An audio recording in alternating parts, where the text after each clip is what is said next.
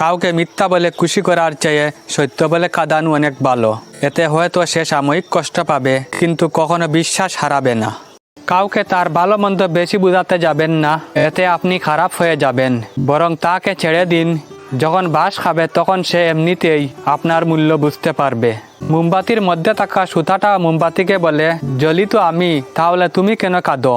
তখন মোমবাতি বলে, যাকে হৃদয়ের মধ্যে জায়গা দিলাম সে জ্বলে, তাহলে অশ্রু জ্বরবেই তো।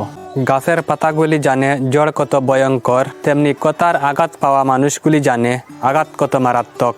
মানুষ ফুলকে যেমন সুগন্ধের জন্য ব্যবহার করে, আবার যখন ফুল থেকে সুগন্ধটা শেষ হয়ে যায় তখন ফুলকে আর আগের মতো ব্যবহার না করে ফেলে দেয়। ঠিক তেমনি মানুষ মানুষকে ব্যবহার করে স্বার্থের জন্যে, আবার স্বার্থ ফুরিয়ে গেলে দূরে সরে দেয়। একসময় মনে করতাম কাউকে ভুলে যাওয়া খুব কঠিন, কিন্তু আজ বাস্তবতার সামনে দাঁড়িয়ে বলছি, ভুলে যাওয়া নয়, একজন মানুষকে চেনা বড় কঠিন।